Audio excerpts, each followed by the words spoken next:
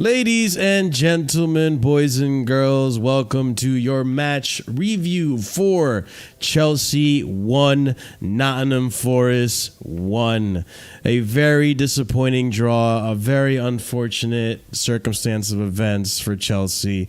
It's unfortunate that we couldn't go into international break on the high that we wanted to go. But at the end of the day, we did not drop, well, we did drop points, but we didn't lose. Unlike a certain, Scouts team that lost to this team. And listen, we actually didn't have a disappointing performance, believe it or not. If you are coming in here from the previous stream I just had with Alexis, thank you so much. Be sure to smash a like on this video as well. Subscribe if you're new here. Also, be sure to hit the bell notification so you're notified whenever we do go live. I do urge you guys, if you need some content to watch during the international break, you can watch that Chelsea Hour episode that I did with Alexis, the Kafka's View. Always good to catch up with him, close friend of mine, and he's always helped out with the channel, always done his cameos, shows up, we have good discussion, and it's always good to talk with him and catch up with him on everything Chelsea. So if you want to see that, about an hour, okay, Chris, before you hang me out to dry, Chris. It was almost an hour. You may as well call it the hour-ish show. The Chelsea Hour-ish.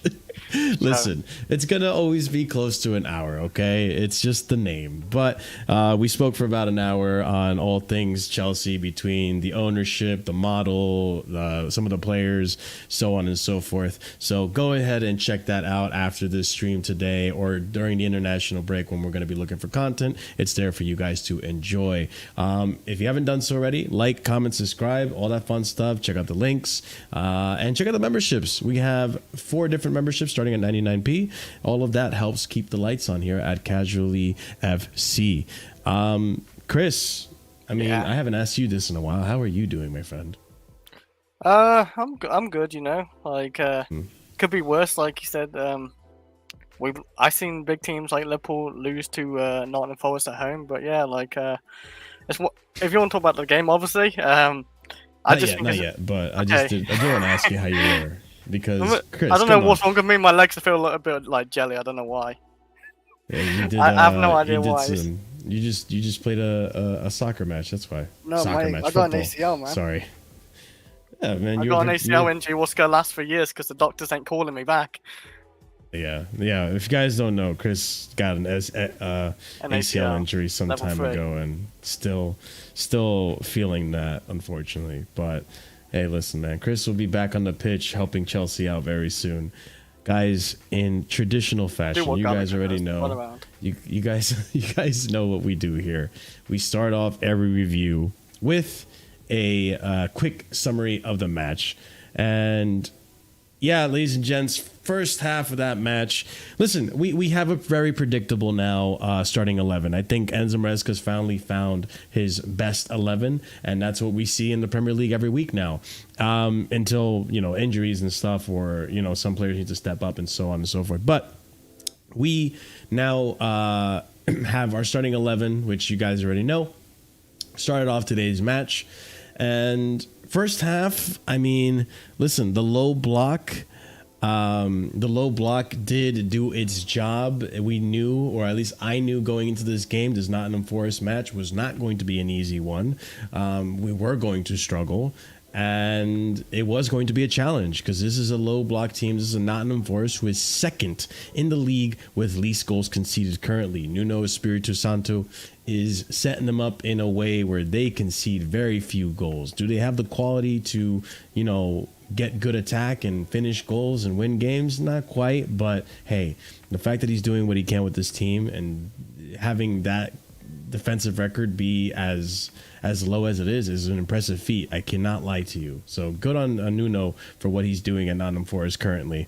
Let's see if it lasts. But today, ladies and gents, we added to that tally. Not first, though. So first half, very dead game, very not really much happened in terms of chances, in terms of clear opportunities. Second half, Chelsea come out and we look a little better, but unfortunately a silly mistake, a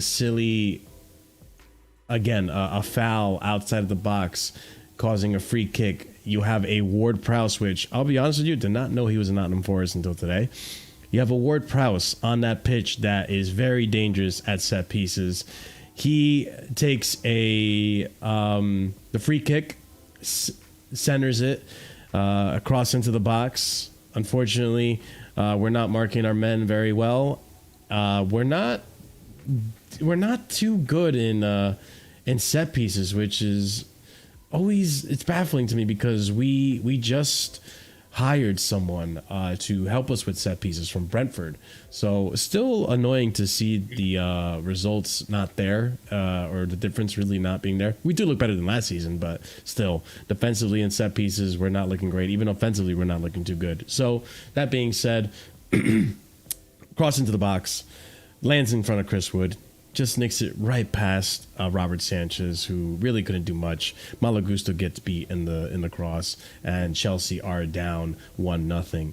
But 10 minutes later, a very frustrating match for Nani Madueke, who we will discuss, ends up getting a goal and redeeming himself. It looked like I thought he was going to get hooked very soon, and then he gets himself a goal to equalize the match and I guess keep himself on the pitch for longer. But yeah, Chelsea, again, opportunities. Substitutes come in very late. Substitutes come in after Ward-Prowse gets sent off because Nicholas Jackson makes a run. People forget he is pretty fast. Beats a Ward-Prowse, or is about to be Ward-Prowse, to the ball. He's going to go one-on-one. He's going to win the ball. And Ward-Prowse dives on the ball, gets himself a second yellow, and sent off in the 78th minute. But 20 minutes, give or take, is what we had from there, because we had, 13 minutes of extra time? Substitutions. 13, technically 14, because it definitely went over to 14, because there was stoppage in extra time still. But Maresca makes substitutions after that man gets sent off. And in 20 minutes, we just weren't able to create the chance that got us the win. Unlucky on the day, I feel.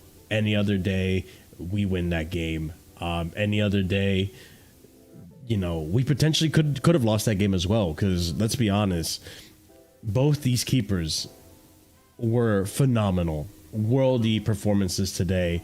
Someone needs to check Cell's drug test, because this man, check if he's got any pipes, please, because this man, wait, pipes. wait, what the fuck, what do you mean by that?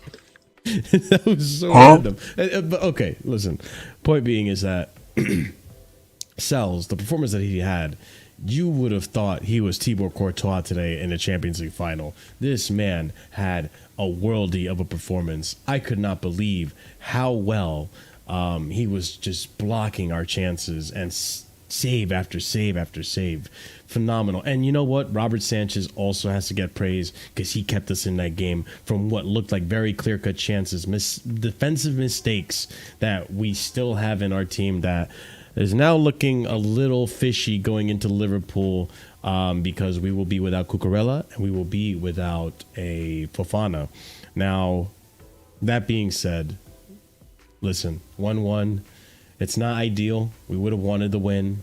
We're still in top four because Villa lost their match. Or not lost, drew their match with United, which is another disappointing result for Villa, not United. And Spurs are Spurs. And so, not too much heat on Chelsea, I would say. But that being said, before I go to you, Chris, Joshy Talks, welcome to the channel. I haven't seen you here before. I believe you are new. We do Wednesday shows every month. Exactly. Cool. Chris knows we do every first month, and potentially twice a month. We might bring it back, but every first Wednesday of the month we do call-in shows. You're more than welcome to call in for the first Wednesday of November. That's going to be November 6th. We're going to do a call-in show as well. So you're more than welcome to come and chat with the panel if you're going to be on stream. Big up, Andrew. Welcome, my friend. Chris? Yeah. Talk to me, my friend. Let's talk about this game. What are your thoughts? It's like you said.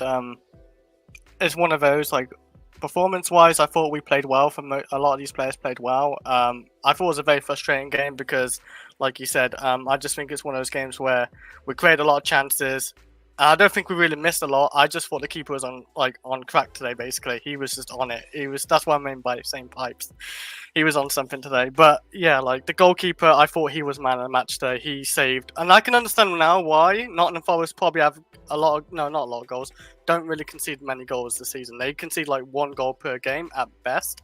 I think there's one game where they conceded 2. That's about it. But yeah, I actually underestimated. I didn't think their defense was this good, but maybe it's their keeper what helps their defense too, because we did create chances. Like Cole Palmer had chances. MADUEKE definitely had chances. Like that first half, he was very wasteful, I thought, but he did get a goal today. I don't think he's the worst attacker today. He's by far not the worst, because I thought Jackson didn't really offer anything going forward today, and I thought Jackson's had a good season so far. I thought Sancho was a bit quiet today. I felt like we weren't really targeting the left at all today either. Like I don't think we was trying to get Sancho evolved. Maybe I don't know what it was, but like yeah, Sancho didn't really. He was quite quiet today for me. Cole Palmer, he had that really moment of brilliance as well in the second half where he took on that player. I couldn't believe how good that looked. And then he had a shot, the keeper saved it. He had another shot, the keeper saved it again. I just couldn't believe one of the shots didn't go in. I felt like we could have scored like 2 or 3 today as well, but like you said, the keeper, he deserves the man of the match. I'm not sure who got man of the match, but I think it would have been him if I saw it anyway. But yeah, I thought also like the first half, like you said, is boring, but I thought we just controlled it well. They didn't really do a whole lot first half, but we did have a couple of chances in that first half where MADUEKE had a couple of chances, but he missed it. So yeah, but second half, I actually felt like the manager should made a few changes for sure. Like we didn't make changes to the 81st minute. Yeah, like we didn't make any since then, and that's because they had a red card, so we thought, okay, let's make a change. I felt like Nkuku should have came on earlier for Jackson. Yeah, I thought he should have came on earlier because Nkuku can change the game. He done it against Bournemouth where we was 0-0, and he did get the equaliser. He got like 20 minutes there. I felt like he needed more still, but yeah. I just think it's one of those games where we performed well, but it's just we didn't get the result. And there was teams like Brighton, they got a 2-2 result against Nottingham Forest this season. Liverpool lost against Nottingham Forest this season. Nottingham Forest has actually played well this season. I think they're somewhere top 10 with like 10 points or something. If I'm correct, I'm not too sure, but I thought Colwell was really good today as well. We know we said Sanchez, but Colwell definitely blocked a couple of shots. There's one shot where it looked like it was definitely going in, and Colwell blocked it. So, and his defense to me was he was good. Even Fofana was decent.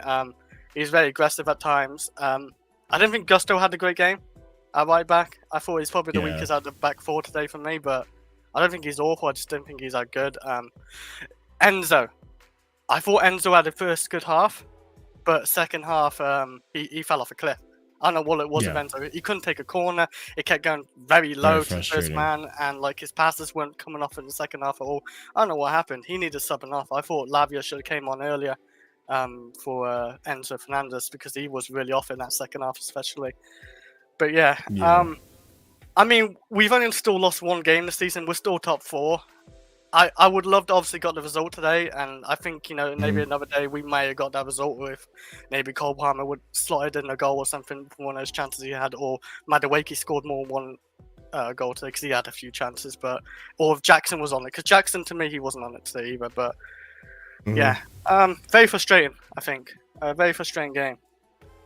I mean, Surfer, you feel the same sentiment? Frustrating match.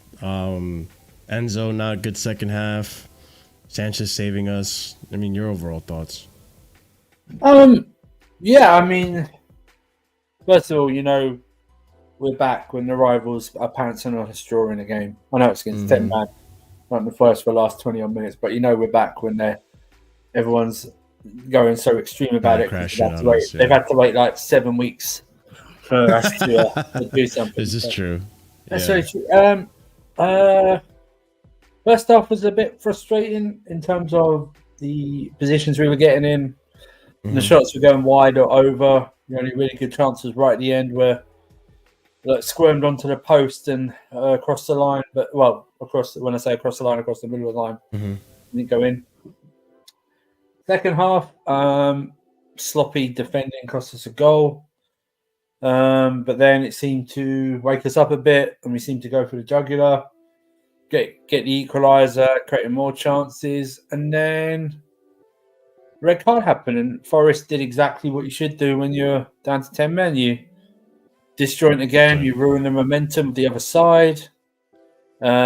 Still with that, we still had chances from Felix and Cuckoo and Cole Palmer to win the game. Sanchez, very good save at the end. There's also more frustration. I feel frustrated in terms of,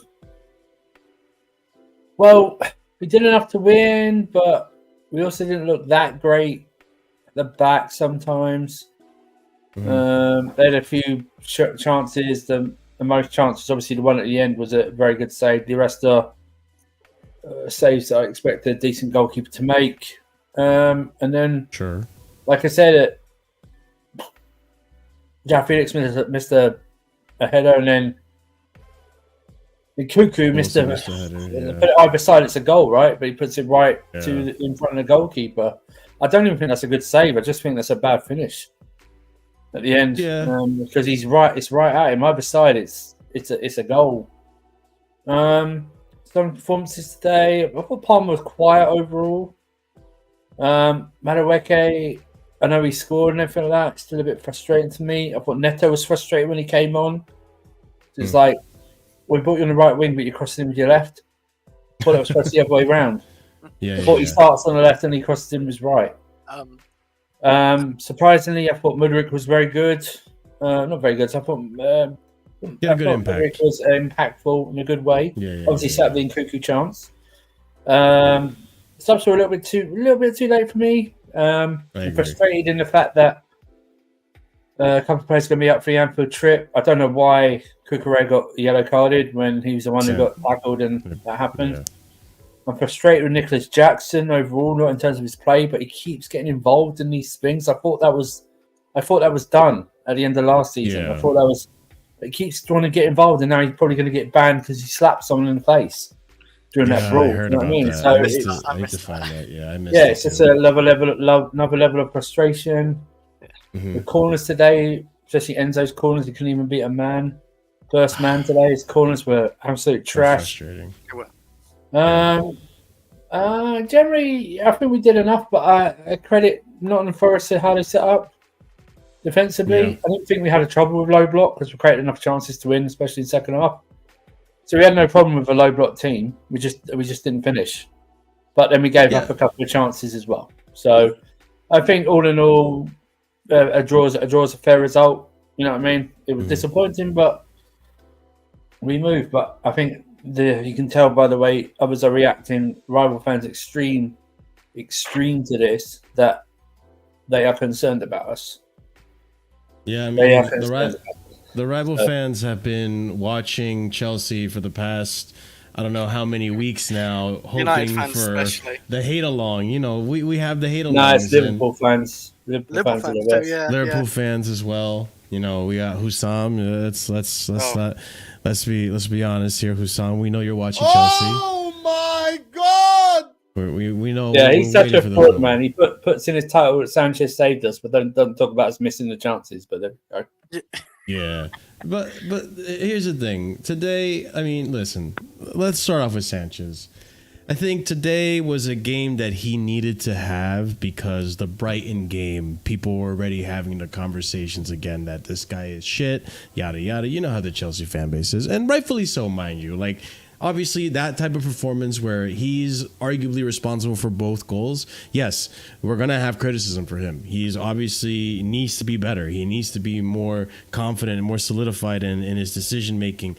There's no denying that he's a good shot stopper, but when it's on the ball, which is the whole reason that he was purchased, quote-unquote, right? And Maresco said he wants him to be in this team because he's good passing the ball from the back. It's those moments where we're just like, Jesus Christ, Sanchez. Now, today was a performance that, you know what, Sanchez, you continue to have performances like these where you're saving the team and you're, keeping the team in the game, then good for you, so be it. Continue to have this, and no one will bat an eye on Sanchez. But today, I have to say, if it wasn't for two of his moments, we're talking about a different scoreline. He had a fantastic save. I have actually one of them here. Let's see if I can pull it up. And this was, I think, towards the end where we made I forgot who it was, whether Malagusto or Pedro Neto in this screenshot here. They make the mistake and get this possession in a very dangerous area. And we see here, bad tackle from Fofana. Neto doesn't do well to retain the ball. And I'm not gonna lie to you guys. In this moment, I was bricking it. I thought, this is it. Yeah. We're losing the game here. This is in the final moments of the game. That's it. We're done. This is done. Last season, this definitely was done. You got to give it to Sanchez. What a great save. The reaction to stretch out and get to, obviously, if that's a Kylian Mbappe or a world-class player, maybe it doesn't, Hey, Mbappe could miss that. I see Mbappe. Yeah, maybe he could, but it's maybe it goes in, right? But you got to have the reaction time to do it. The pressure, the anxiety of like, oh my God, this is it. This is where I got to make my money, because if they score, we're losing, very likely, because we can't get a goal, and he keeps us in the game. I mean, Curry Pirate, I'll let you talk on this. Robert Sanchez's game today. I mean, what do you have to say about him, and does it kind of help redeem the fact that he had such a poor game against Brighton? I feel like we're having a reverse Vicario, because you know how for Tottenham, Vicario, like first season, amazing start, right? Now it's kind of like shaky. I feel like it's the opposite for Sanchez with us, at least. He's, for the most part, besides Brighton, pretty good for us game by game, especially shot stopping, and his ball playing until last game was pretty decent, I would say, too, to be honest. So I can't fault him too much again. He saved us again, I can say. And you know what? I guess that little thing he said for the Brighton game holds true, right? He's like, for Bournemouth, I build our team out in a sense. And he's like, this time the team build me out, and that's what makes the team. And, once again, I think it was a bit of both today, right? With Noni Madueke with the goal, and then, Sanchez just being the sure rock he needed to be for us to at least maintain the draw. Yeah, I mean, I can't say much from that right now. He's performing better than most goalkeepers, I can say. Do you know his stats off the top of your head, Curry Pirate? Because he's had some decent stats that have risen. I haven't looked into it, type of stats, saving or I think like saving, like I think that, listen, I'm talking out of my ass here, people, but I think one of his stats is he has the most saves on average than any other goalkeeper in the league, I believe, something like that. He's actually not been so bad in terms of other league keepers. Obviously, there's. I think that's a little. See, here's the thing. Like, for example, with Bournemouth, right? Like, he might have saved a shot, but like Surfer was saying for the Bournemouth game, it was literally like waist height, right? Like, our defense was performing so well, like nothing to take away with his goalkeeping. It's that stat I don't believe in too much. I more so believe in like big chances, like saved, kind of like that kind of stat, right? Like, that matters more to me than overall saves, because like I just stated, like with Brighton, it was like easy chances, right? Like knee high, waist high. Like, he should be saving for a caliber of player that Chelsea need at the very least. Yeah. Let's actually look at and yeah, I agree. He is saving, because at the end of the day, I think all of us can agree that we still need to improve in that keeper position. I don't think. Listen, unless Sanchez can keep like this for the remainder of the season, I just don't see how we don't look to improve on that position. Now, whether we improve through the signings that we already recruited, or we go in the market and get like a ready-made goalkeeper like a Costa or whoever is out there. Sorry, Marshall, can I speak on that for a second? Yeah, of course. One person has done a remontada on Costa, someone in this panel, someone who's been advocating for a certain Costa, but during a Champions League, you let me down. That's what I did. Has it was a Europa League. Something named someone surfer. It was Europa League. Surfer. It's Europa League. It's Europa League. You let me down in that game, you know what I mean? But can I just point out I think that Sanchez save, was it that one or the other one where he kicked it out to the Forest player and it ended up being a save? You remember during today? I don't remember. There was he kicked it out and it was short for Gusto or for Fana, and it ended up being a save. I don't know if it was one at the end or there was another one just before that was a goodish type of save. But again, he ended up kicking it to an opposition player, and it ended up being a save. Listen, he is not good enough. Not good enough. He's simply not good enough. He is not in a top 10 Premier League goalkeepers, and I don't rate most of the goalkeepers in the Premier League. So that's saying something. Do you know what I mean? He's not. Listen, he's not good as Raya, Martinez, obviously Alisson. He's not good as he's not really in the Premier League, so I can't even say that. But he's not good as Edison. You know. Vicario's average to me, but he's not better than Vicario. You know what I mean? It's Brighton just pretty decent too. Huh? The Brighton keeper. He's yeah. Oh, and you said the Tottenham one as well. Yeah. I mean, is he good? I don't think he's good as Henderson at Crystal Palace. I don't really rate Henderson. He's been having a good season so Martinez, I've said to Martinez. Raya has proven to me this season he's a lot better than I gave him. Forest goalkeeper is probably better than him. Oh, Ariota at West Ham. Ariota at West Ham. Okay. I don't know about Areola, but what about Onana? You just don't like him because that's a different word for nipple. maybe that's why. It just feels uncomfortable saying his name. Maybe it's correct what I just said. Let's look at the first goal. We're gonna have to go by this very slowly. Obviously, a set piece from Ward-Prowse. I forgot who conceded the set piece. Did you, Surfer? Oh, you mean the picture? Sorry, Surfer. Did you know Ward-Prowse was at Nottingham Forest this season? Yes, he got loaned. It's a loan deal. I was very surprised West Ham let him go. Oh shit! Okay, it was a loan it's a loan deal. I don't even think it was last. Was it last day of the window? I'm not 100% sure. It was near to the last day of the window. Yeah, they loaned him out. I was surprised to see him there. Yes. I had no clue. Yes, they sent him away. Yeah. So I can see them developing a good strategy of getting some set piece goals sticks to him, and then just defending. But so this is the goal that Chris Wood scores. Obviously, I forget who conceded the foul. I think it was it Nani or was it Cucurella? I can't remember. Maybe even Jackson. For all I know. Yeah. I'm not gonna blame the someone who fouled the person at the halfway line now.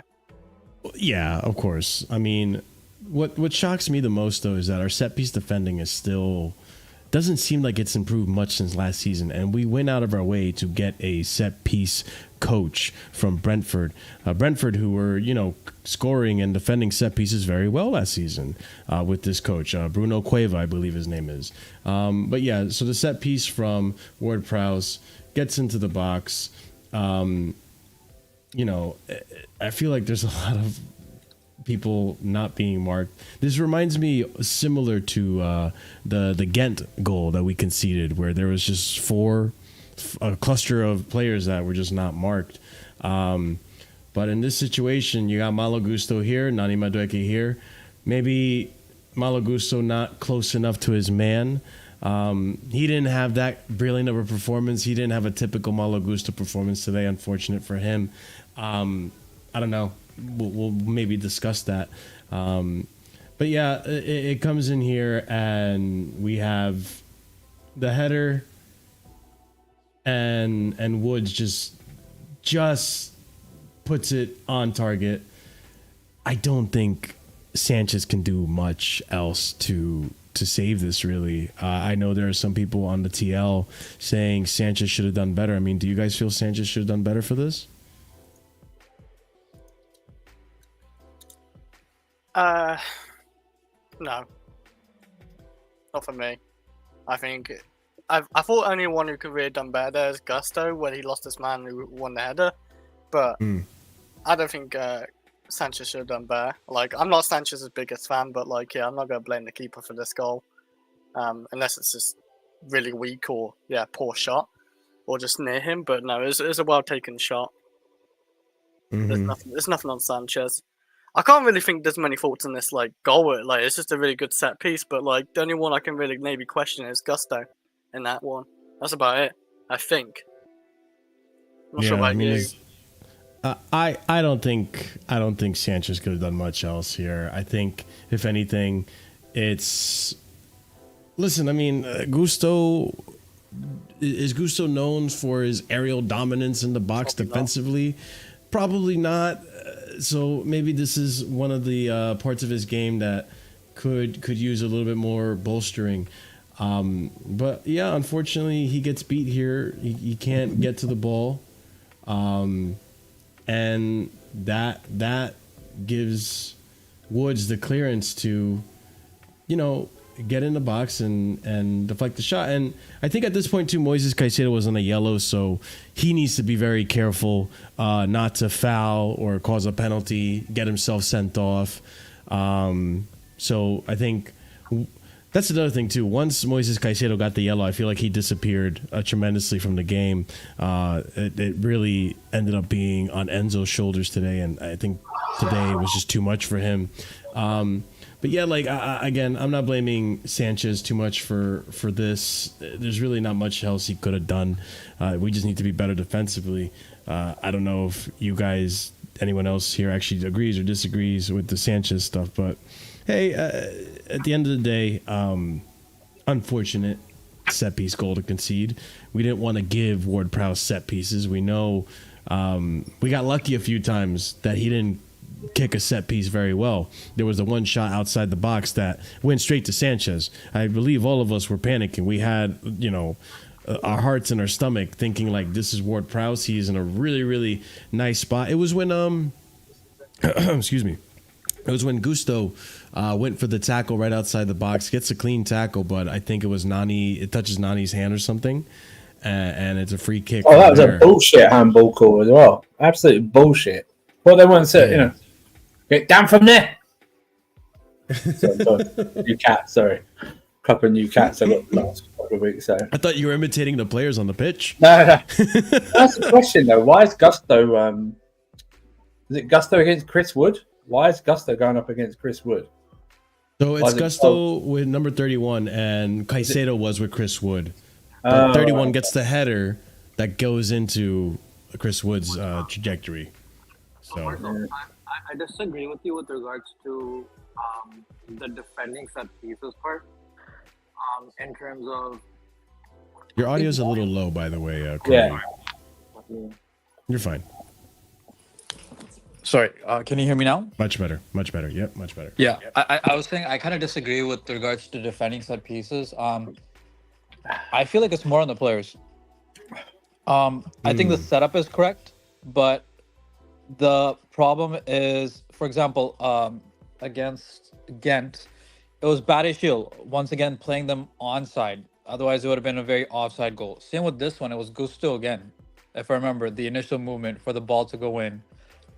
For the man who headed it, Gusto's the one who plays him onside. That's the issue. Yeah, this is true.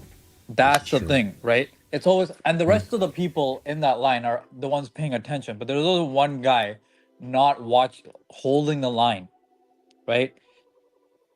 If you're holding the line, then he's offside, and Ghent's goal is offside. That's the problem. I think Cuevo's doing his job. These guys need to freaking pattern up, and I think it's going to take time for this. And if they don't pattern up by this season, then we got to look at questions about whoever the repeat offender is. Yeah, because that's the other thing too. This isn't the first time that we've conceded goals like this. I don't think this is a structural issue. I think it's what Curry's saying. Like, yeah, in this moment, Malo Gusto didn't get lined up to get the offside trap, and leads to a goal. So yeah, I see where you're coming from, Curry. It's unfortunate. and most of that game, most of that first half, to be specific, it didn't look at all like we were going to concede at any point. And then just like that, it happens. But what I did like is that, and what I like about this team for the most part, is our response to the goals. If that was last season, I'm pretty sure the players put their heads down and we don't come back from it. We look lackluster and we look void of ideas in the final third. Today, I can't say that was the case. I think we just lacked clinicality and finishing. But let's look at Nani's goal, who we'll also discuss Nani Madueke. I don't think he was having a good game. I really don't. I think there was a lot of moments in today's game where just the decision making was frustrating. The decision making to whether shoot or pass, or maybe hold on to the ball for too long. It was just it was getting really frustrating. I thought by this time in the game he was potentially going to get subbed off, and funny enough, he ends up getting the goal, and it made Maresca laugh, which I think Maresca had the same exact thought that we did. Did you hear his interview? What Enzo Maresca said about Madueke? No, what did he say? He said, I can try send it you, but basically he tried saying like he hasn't scored since Wolverhampton, and like saying like basically what happened or something. And all of a sudden today, he said that like today or yesterday to him, and all of a sudden he's just going for a lot of shots and he scored. That's why he celebrated on manager. I think that's I guess that's the reason. Yeah, I need to send it you then as well. Yeah, send it over. We can see if we can watch it on the stream, but. Yeah, he gets this goal, and it's not the nicest goal, but I don't think we were in a position at this point in the game to really try to get a nice goal. We were missing our chances just wide, or just above the post, and ends up getting a goal right here. Cuts inside, goes to his spot. He likes to shoot from this general area, as does Cole Palmer, and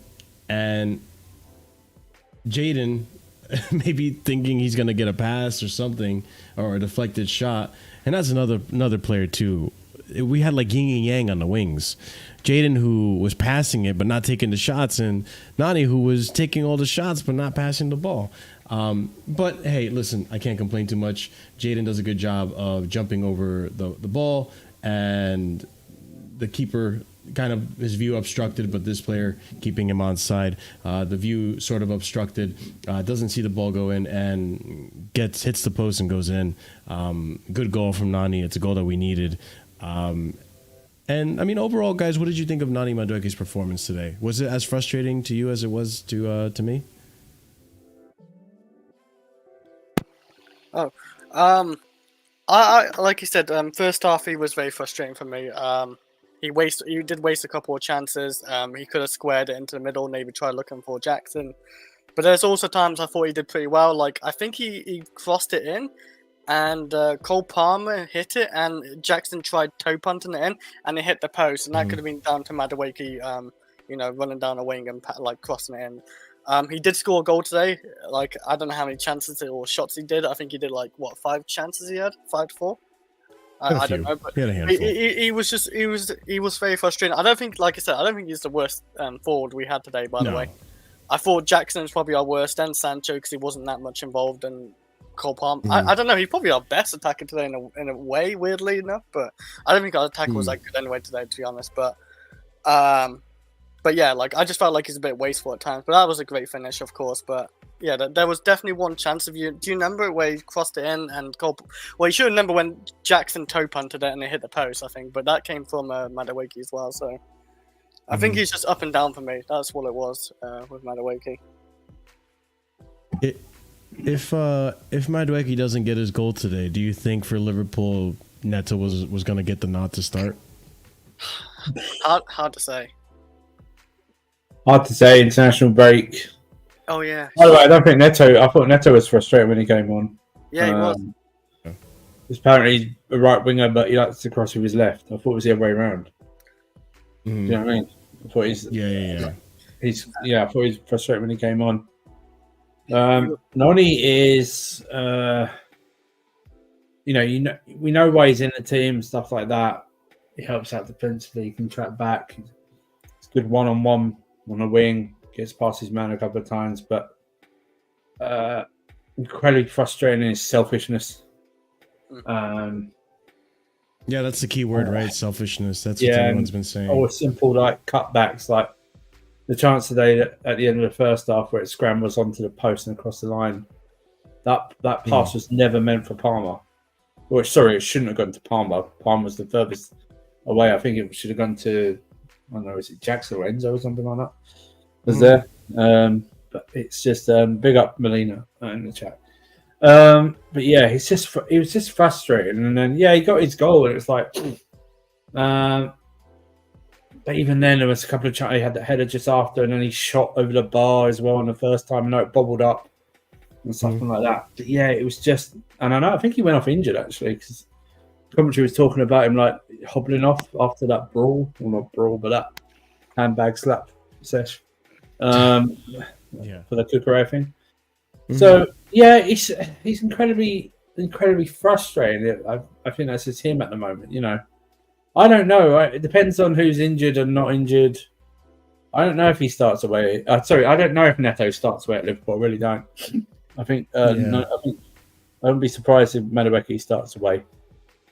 Given the fact that it's either going to be Shimaka's or Andy Robertson starting at left back. So, I don't know. What were you going to say, Chris? You know, we talk about. I wanted to bring up. You know, you talk about Neto crossing with his left foot, and I did notice that. But the one time he did cross with his right foot, it went to Felix's head, where it could have been a goal. So yeah, that's what I'm talking about. He cut back. His left foot crosses are weak. They are. I felt like he should have more of his right, and he can use his right foot. We do see it, but I don't know why he doesn't do as much.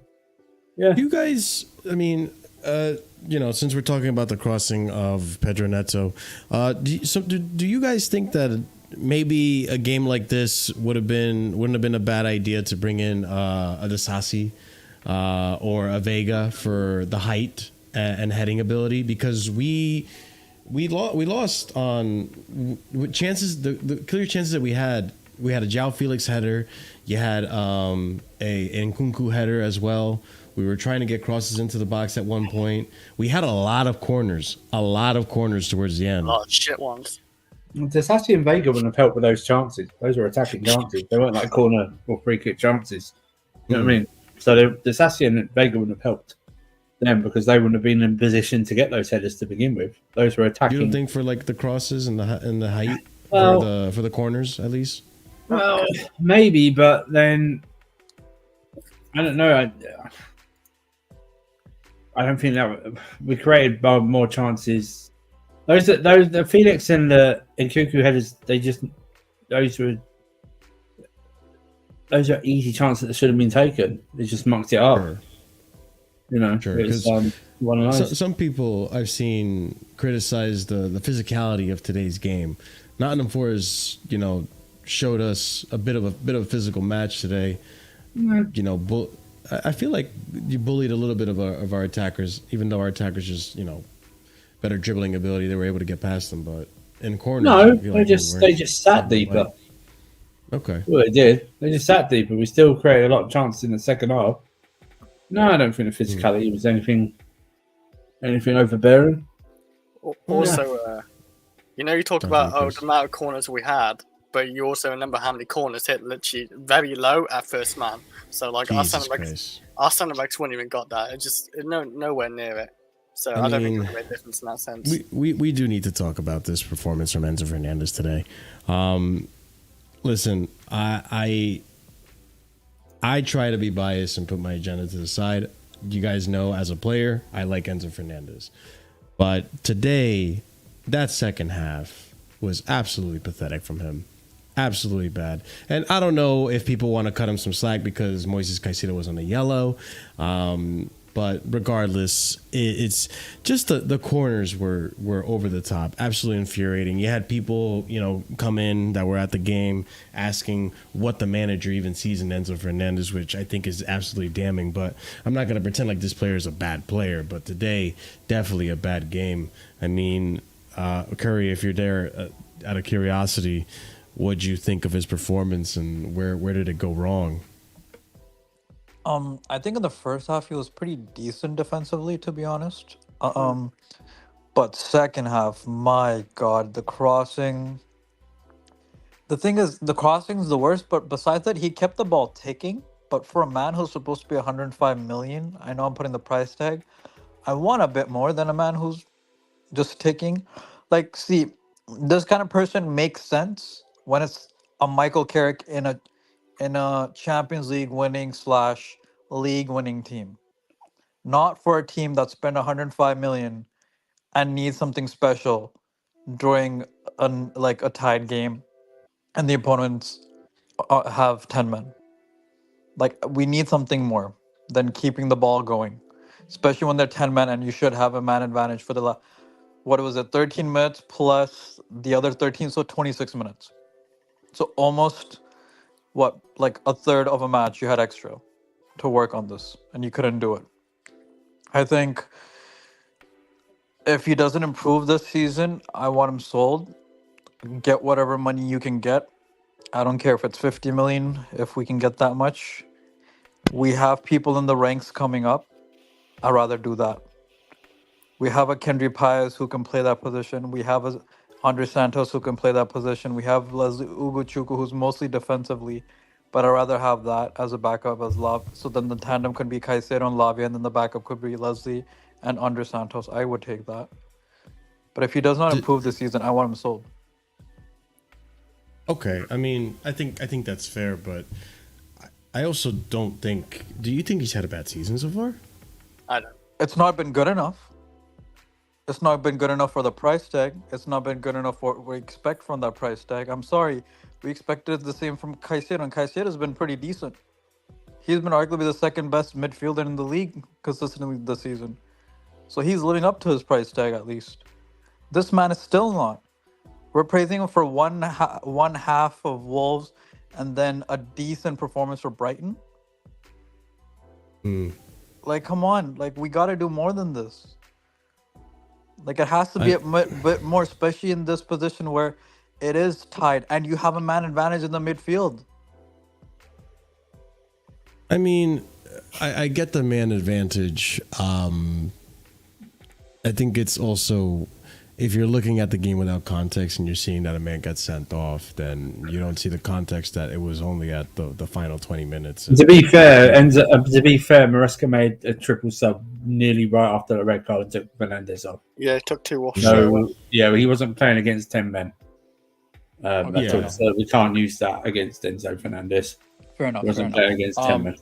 But still, I don't think it's good enough for what he's been doing this season. It's been we could say 1.5 decent games.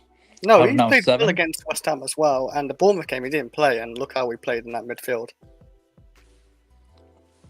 The West Ham game, he was actually quite good in that one as well. Obviously, This isn't a game where I don't even know why we're discussing Enzo Fernandez. This wasn't a game where, this is where we go, yeah, we didn't do anything here, we didn't do anything there. I don't know why he gets brought up. Listen, I don't really want to talk about it anyway because I don't like him as a person, but this isn't a game where you go, Enzo Fernandez is one of the reasons, is the main reason or one of the main reasons we didn't win. Yeah. No, I'm not saying he's one of the main reasons. I'm just saying for his price tag. I'm just saying there's always a constant thing, and it's been Yep. not a lot this season because we've been doing well, but it's always a constant thing if we go back to the normal tropes of, well, Enzo Fernandez didn't play well and stuff like that, and it's like, I just don't know why people just don't sit. But he wasn't worth 105 million to begin with. Do you know what I mean? He was never worth that. Maybe he wasn't worth half of that. Do you know what I mean? So first, I think people's opinion is, okay, fair, you're not worth that much, but at least stop hitting the first man. I think that's why it's all agitating people again. It's like, fuck, we hit this much, and this man keeps on hitting the first man like it's Willian. That's, I think, the issue for this game. And specific. Yeah, it's fine. He said, "What? That's fine." But obviously, that's a tactic sort of thing. So it's more, it's not. It's up to them to then change it or take him off the corners. That's the actual thing that's happening. If he keeps doing corners like that, yeah, he needs to be taken off. Yeah, I mean, I agree with the corners part, but Soliman, I mean, I know where you're coming from with this. to an extent, yeah, that was one of the arguments that was being said, right? That he was brought in. He's one of the players that in low block teams is going to help us. But I don't know. It's such a weird one for me because I agree with what Surfer's saying, right? It's when we're winning, we don't have these discussions often. But when we lose or we draw, Enzo seems to always be like a scapegoat. But not only that, he didn't set his price tag, because on that same notion, like if we're gonna use that same logic on price tag versus performances, then you can make the argument Sanchez is overperforming, even though we bought him for like 20 million euros. Like he can't be anywhere near as good. But in a game like today, in a game like what was the other game he had, Bournemouth, this guy is performing like he's a 60 euro, 40 euro goalkeeper. No, I agree. So he's performing over his quote unquote price tag. He's just not the level of Chelsea, which is a goalkeeper who's worth, let's say, market value 100 million at their peak, right? Like a Courtois or something. That's the thing. He is performing over his quote unquote price tag. But my point in bringing that up is that like people still criticize him just as well. Yeah, just that's as what we much have with as, any star player that's worth a lot of money. We had that for Neymar, worth 200 million for PSG. Mbappe, even Mbappe now with being free, but we know his contract, his sign-on fee is probably 100 million plus. He has 6 goals, and everyone thinks he's the hindrance for why Real Madrid is performing shit this season, right? Paul Pogba as a prime example again. 100%. Darwin Núñez, Anthony, like Højlund, like it's gonna be like that. Yeah, and listen, at the end of the day, because there's no denying that there is a player there. We've seen him perform for Argentina. So when you have people asking, what do they see in this player? Well, they watch football just like the rest of us, and they saw what he did at the World Cup, and they saw what he did at Copa America and 2 Copa America tournaments. They certainly saw what he fucking did after the Copa America tournament as well. Yeah, but you know, there is a player there, and it's one of those where it's like, how do you unlock him at Chelsea, right? Like, how do you unlock him? And listen, I think today's game, obviously, it's a bad game. If it persists, then I start to grow concerns. But at the end of the day, too, I agree. I don't think he's ever been worth that price tag. When we purchased him, I thought we were paying overs for him. And I think a few of us on this panel even said the same thing. So, listen, at the end of the day... But Marshall, do you just think he's just not meant for the league? Because international football is slower paced, right? It is supposed to be very slow paced. And that's where he's excelling, right? So maybe he's just not meant for this league. Well, let me ask you this, Curry, because I think he can do well in the league. But let me ask you this. What exactly does Enzo Fernandez need to do to change your mind? Like, what kind of performances are you looking from Enzo? Like, does it need to be matching to Moises Caicedo? No, give me McAllister. Give me McAllister. You can do McAllister. That's your compatriot in Argentina, right? I know he costs 32 million. Give me McAllister for what he's doing for Liverpool. Give me that. And what, in your opinion, what is McAllister doing for Liverpool? I think he's progressing the ball better. He's doing better positionally, defensively. I think he's more active at times. Because sometimes Enzo's just... Sorry? He got subbed off at half time yesterday. Yeah, I know. But like, besides, that's one game. But I think besides that, I just think he's more active. His ball playing is better, definitely for sure. His link up is better. People just think he should play in the 10, which is kind of what Enzo wants to be, coincidentally, because that's. I think Enzo wants to play in the 10. I think so, because those are all the quotes that he's saying. When he was asked, when does he want to play? He says, I want to play further forward up, because everyone keeps thinking he's a deep playmaker. That's not means 10. Doesn't mean 10. But he doesn't. He doesn't want to. He doesn't want to play in the system. It's a 10 in a sense. Okay, but I don't think he doesn't mean a 10. He doesn't want to play in the pivot. I think he just wants to be attacking. Because when he's best for Argentina, he's best in a 3. Yeah, because you know who the 10 is for Argentina. It's Messi. It's not him. Well, he's not even Messi. He's not even a 10. Yeah, he's a striker. He's best. But Argentina's system is fluid, right? That's the whole point. Like Argentina's midfield is fluid. because in a sense, if you're going FIFA terms, all three of them are box to box. Because what happens is DePaul moves forward slightly when Enzo's getting the ball in deep. Then he progresses it. Then DePaul drops in deep while Enzo moves in forward with McAllister as support. Right? They all can hold each other's positions. Pretty fluid, like total football in a sense. We just don't have that at Chelsea. Yeah, I could see where you're coming Yeah, from. and Solomon's right. McAllister was a release clause as well. Yeah, Yeah, that's wasn't what it? I'm saying. Like, I'm not saying that's what I'm saying. Like, he's worth 32 million. Just play it. I just want you to play it McAllister level. Give me that at least. Yeah, Right? at least more consistently, I would feel, because That's my he does thing. have games. He does have games. Yeah, go ahead. No, I'm just saying it's more consistency for me. He's right now playing at a 5.5. Give me a 7. Give me a constant 7, and I'll be happy. That's what I want. Give me a 7. And I think that's fair. I think With that's fair once because in a while, like an 8 performance and a 9, but like, and once in a while dropping to a 5.5, but give me a constant 7. I get that criticism, because I feel like there's a portion of football fans that they see a price tag and they associate it with G&A, for example, and with a player like Enzo Fernandez, and I just had this conversation with Alexis, is I see him more as that Toni Kroos role in Real Madrid. I'm not saying he's Toni Kroos. Toni Kroos is a very, very special player. But what Toni Kroos does is he finds you. He finds those passes. He, connects the midfield and the attack so well, or the defense and the attack so well. He switches the play. He can snipe you when you're making a run, which Enzo from time to time has done. Does he do it often enough? Maybe today's game wasn't the best for him in order to do that, because defensively, Nottingham Forest, it was very, very hard to catch him on the counterattack today.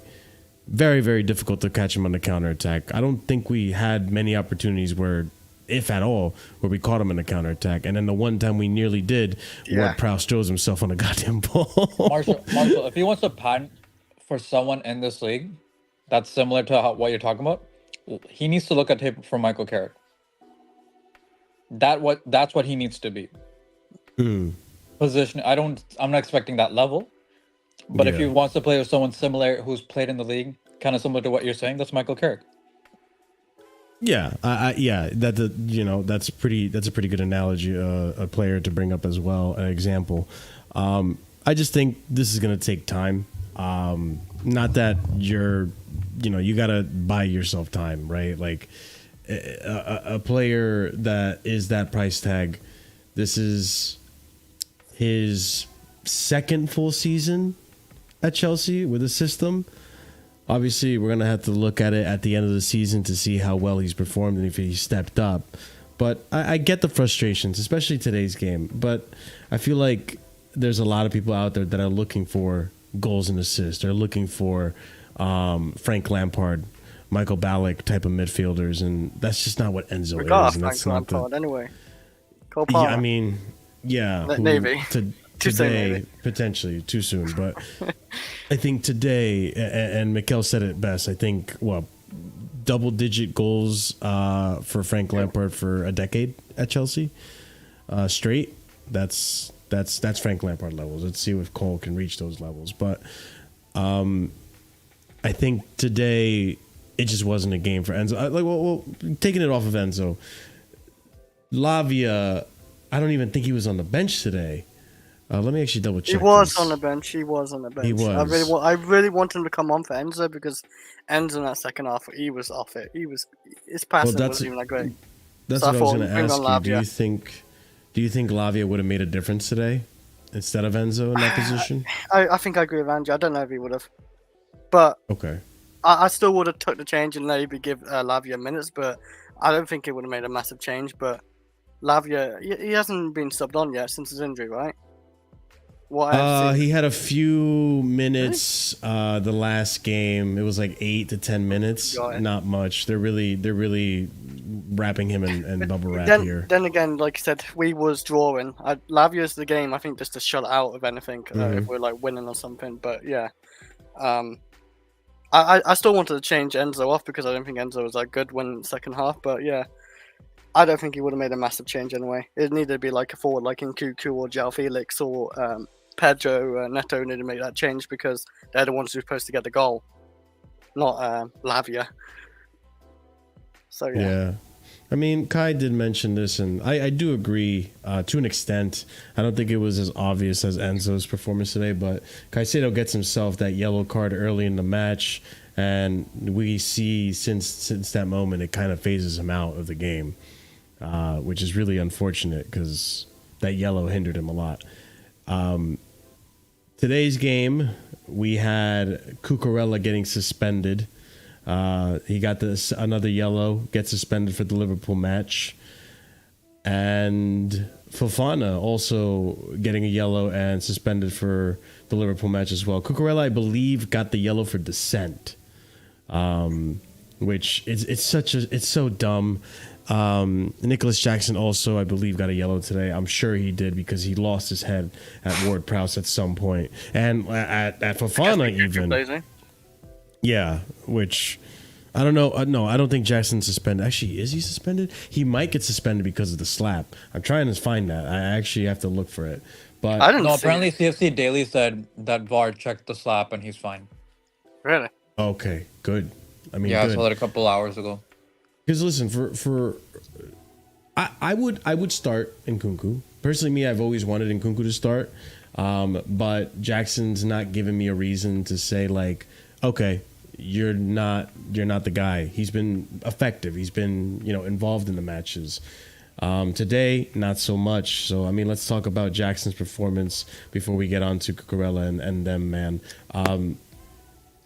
Today, not as fluid. I think today he just was isolated out of the match. It was really like playing with 10 men. He really didn't do much at all, if anything. And the moment he could have done something, this did happen. Hold on, I'll just put it on the screen right now. This is good on him. If you want to have a positive on Jackson, it's good that he was close enough and aggressive enough to attack this ball and force Ward Prowse to, just get himself sent off. But that's really the highlight of today's match for Jackson, right? I can't think of anything else that he did. I can't listen. This is just the dark arts, the shithousery that sometimes happens in football. If Jackson was left alone with this breakaway with the keeper, does he put it away? Who knows? But I think one thing I will say is that today's game, I think I would have wanted to see Nkunku come on much sooner. We're talking like maybe the 65th minute because Jackson really wasn't doing much of anything at all. Do you guys agree, disagree with that analysis? Actually, Marshall, I was listening to Lewis's stream just quickly before joining, and Alex pointed this out. Maresca wanted to sub on Nkunku earlier, but but Jackson got into that stupid fight when the free kick was happening, right? Remember that fight where they're holding him back? He's fighting with he's yeah, fighting that with wasted a couple players of 3-4 minutes when he wanted to bring him in. Mm-hmm.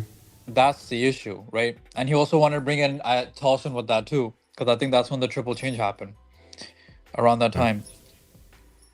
Because Tolson came in, and that's why we got the reports of Colwell's hip, because Colwell wasn't feeling well, so he wanted to bring in Tolson, right? So I don't think it's Maresca's fault. And with Jackson, it's like this.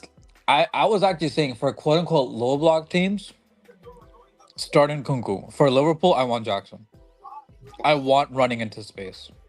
Interesting. I want him. I need him to run because when you want tight angles and being like handling tight angles and stuff and tight positions in Nkunku, yeah, I trust him more and more clinical. So sure, but if I need to create chaos and drive at defenders and give the fear of God, especially if he's on the left side and attacking Trent, then I want Jackson.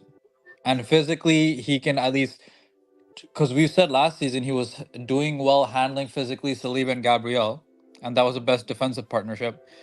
If he can at least preoccupy Konate, for example, or Virgil van Dijk, That's one key person off, and we know Trent's not the best defensively, anyways. Unlike Arsenal, which have 4 center backs in their defense, right?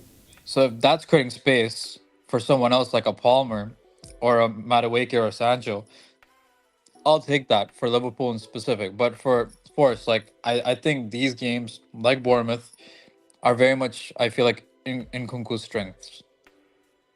I could see that. Do you think that Maresca is kind of settled on having 2 separate teams, or do you think that because he did allude last press conference after Ghent, he did allude that just because these players are playing in Conference League doesn't mean they're not going to play in Premier League or that they can't start in the Premier League. But do you think for the most part Maresca's kind of settled that, like, I want Jackson to start the Premier League games and I want Nkunku to start my cup matches? I think so, because to be honest, the way the league is, we're going to have more people doing less low blocks, at least in the first half of the season, where Jackson makes a lot of sense for me.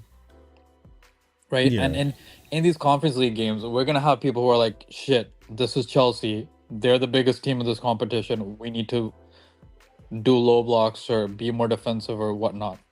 And Nkunku would have to take those chances. Right? That's the thing, right? Like with I think it was it Ghent, or I think it was when we were playing Borough, for example, when he did the flick on, right? Like he got that goal with the back heel and things like that, right? Yeah. So I think that's why he settled on that for now in my head. Because right, the next coming up games, we're playing pretty attacking teams. Like until next international break, right? And then after that, we have like Villa and more attacking teams again. Like Forest is probably the best low block team you're gonna face in this league right now. Yeah, I mean, the defensive record speaks for that. That and like you could say Arsenal with their like 4 center backs and 2 DMs. You know. Yeah, Arsenal is going to be another test too, depending on if they have Odegaard by then or not. I think their strategy is going to, vary. But I kind of had a hunch that today's game was going to be a tough one. Not to say that, like, Chelsea shouldn't be able to beat Nottingham Forest. Obviously, we should have. We had the chances, but sometimes this is just football, right? But I knew going to this game that they beat Liverpool at Anfield. And as much as I want to banter Liverpool for that loss, there was a reason it happened. And they've not conceded too many goals. So that to me told me, like, okay, this is going to be a real test of the low block for Chelsea. And we thought against not Bournemouth, we thought against Crystal Palace, because Crystal Palace kind of sat in a bit of a low block. Bournemouth kind of attacked us more. I thought that against Crystal Palace that we kind of figured it out. And to an extent, we did. I mean, I guess, Surfer, I'll ask you this. In your opinion, what differences are you seeing from Chelsea this season against the low block versus what we saw last season? No, sorry if that's like a loaded question. It feels kind of loaded. What was the question? Sorry. That's okay. What differences are you seeing with Chelsea in this game and Crystal Palace when it comes to the low block versus last season?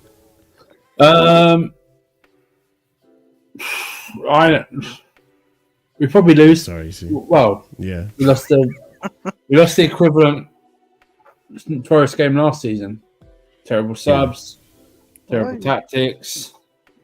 Palace won. I think we won it with a last minute penalty, if I'm not wrong about that.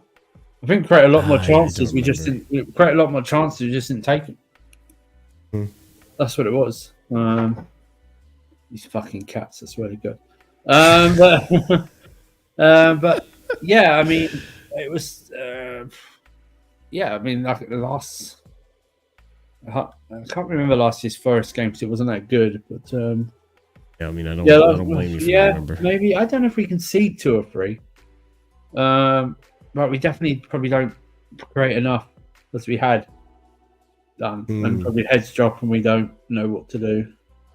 Yeah, that's what I would say. I would agree. Like, if I had to ask myself that question too, I think, like, a lot of it was the mentality last season where, you know, we would go 1-0 down and then we look clueless and a lot of crossing, uninspiring football. At least today, and look, let's look at one of these other chances too that Cole Palmer had, which is, again, Sells having a phenomenal performance, worldy saves. You know, we're more strategic in how we go about trying to beat the low block. We show a little bit more creativity from what I can tell. And, you know, that's the thing, too. We were exploiting the errors that Nottingham Forest were making. And they made a lot of errors. They got dispossessed in really bad areas multiple times, but unfortunately, we just couldn't make anything of it. And this was one of those moments where I just couldn't. I think at this point, and Chris, maybe you agree, I think at this point in the match, I kind of felt like, okay, this is going to be a draw. This is going to be a draw. This game, yeah. I mean, the keeper, when he made those 2 saves, I thought, yeah, it's going to be one of them. And we still tried a few other chances, like in Cuckoo and Felix, and it went wide and the keeper saved it. So I just think that keeper was unreal. And we should, like those chances, those headers where Felix and then Cuckoo, they should put them away. Well, at least one of them put them away. Felix misses this completely, and Cuckoo pretty much hits it straight at the keeper and makes him look good, I guess. But yeah, like that moment of like Cole Palmer, I really thought that was going to be in, especially when he had the second chance. I'm thinking, yeah, it's in. Nope, keeper saves it again. So dude, he doesn't even let the ball bounce. I just noticed it too. He saves it, and on the same save, first time. And he saves it again. It's so insane. Like, fair play to the keeper, though. Yeah, no, he had a phenomenal performance today. No, can we drug test them? Can we drug test these keepers every fucking time?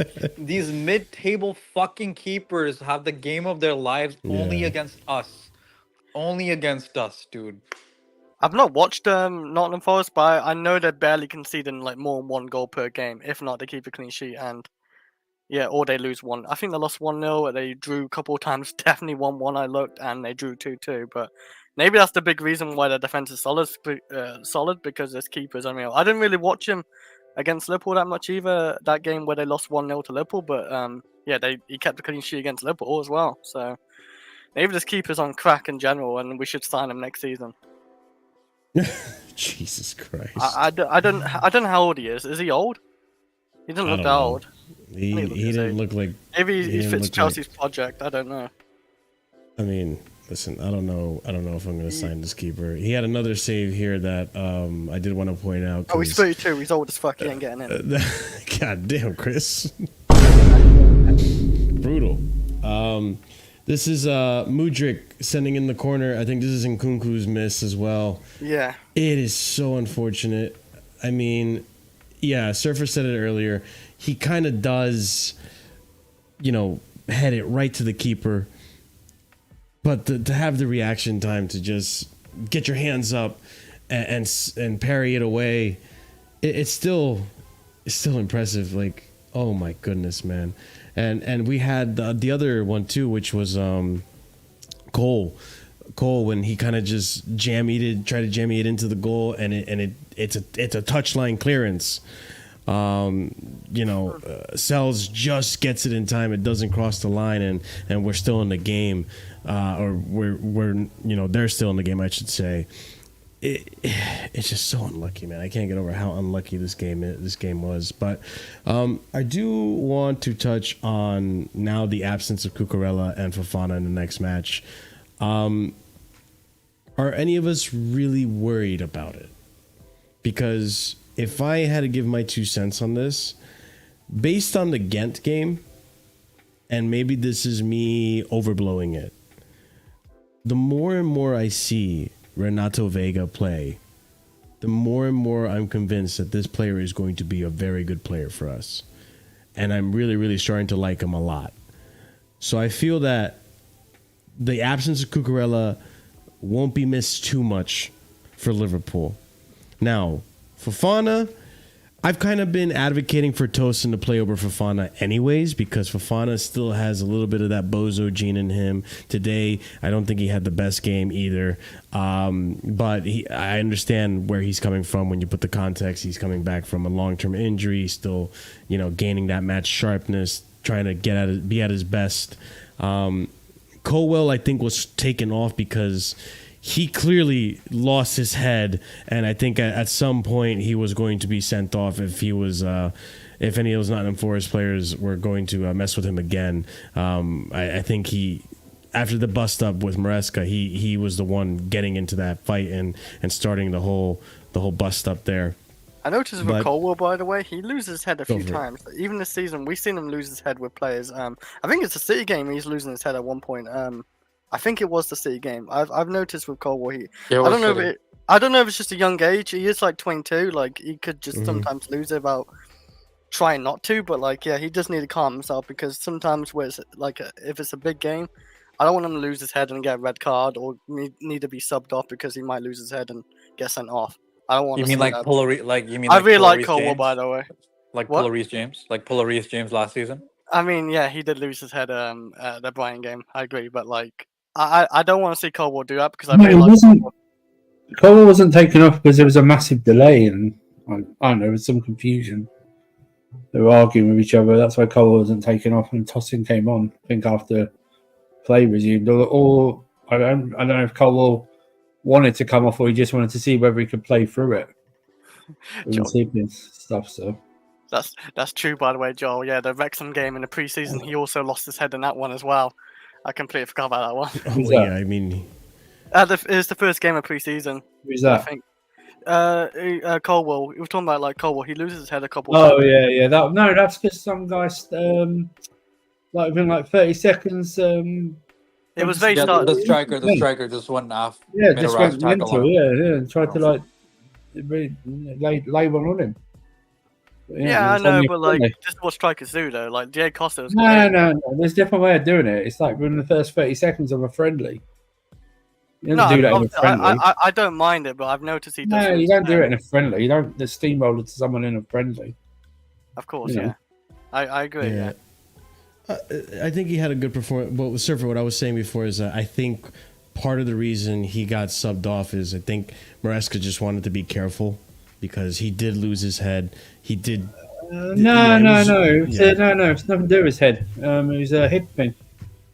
Is it what? Oh, okay. It was a hip thing. Yeah, they were talking about in the commentary. It said that Colwell would like pull him his hip. So I don't know if there was some like you said earlier, it's like they were trying to get him off, or he was saying no, he's trying to play through it, or these footballers are they try and play through the pain. Yeah. And see if they shrug off, and then he probably couldn't continue, and they took him off. But Maresca said that it looks like he's fine in the post-match interview, so maybe it's just a precaution. Yeah. I think it was just a precaution. It's an international break coming up. He's been called up by England. You know what I mean? Well, yeah, he did get called up for England. That is true. I forgot about that.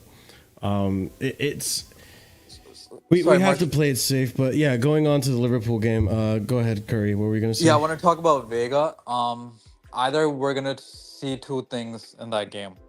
Either him inverting into the midfield, I think, is going to help us a lot.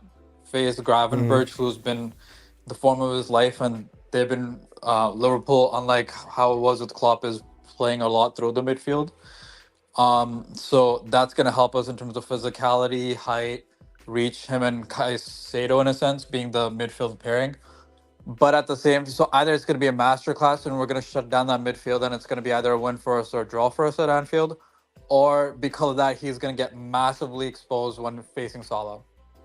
When we might lose the ball in transition, and then Salah's just gonna, go for that empty vacated space that Vega's gone for. So I feel like it's gonna be a double-edged sword, but let's see if it plays for us. But that's why he's been performing well, but I'm just saying, that's what I think is gonna happen. No, I was just agreeing with that. Like, with the Liverpool, Liverpool, that's a long way away as well. It's like 14 days. I didn't realize international break is another 2 weeks off. I thought it was just a week. But yeah, we need Colwell in that Liverpool game because Colwell by far has been our best centre back this season, best defensively sound player. Like, he's quite calm in all fairness when it comes to defending, and his passing's fine. I really like Colwell. I think he's gonna be like a star for this team for years to come for sure. Last season he just had to play left back. And I get that he's definitely improved this season. But are you worried of the absence of Cucurella and Wesley Fofana for the Liverpool game? I mean, with the Cucurella, maybe with Vega we can use his height and physicality more. Like over Cucurella, he doesn't have that. Like over Vega, I don't mind Vega. Vega's actually been pretty good this season. He hasn't really put a foot wrong. To be honest, every time I see him play, he plays well. But yeah, like he did struggle in the Bournemouth game. I mean, Cucurella's a fantastic left back. I think he's one of the best left backs in Europe for sure. But I mean, Vega definitely good game. He's gonna give it his all. I think. He's gonna want to prove himself. Who's the other one who's missing in that other game? Fofana, Wesley Fofana. No, I don't know. I really don't know that one because he's played a few games and I think he's played well as well. I've always wanted to see if Tolson and Cole will have a good partnership and play well together, but I guess this is gonna be the game we'll see if they play well together. I don't know about one, but I don't mind Fofana this season. I think Fofana's been alright, but obviously he's not been as good as Colwell for me. But I don't think he's been bad this season at all.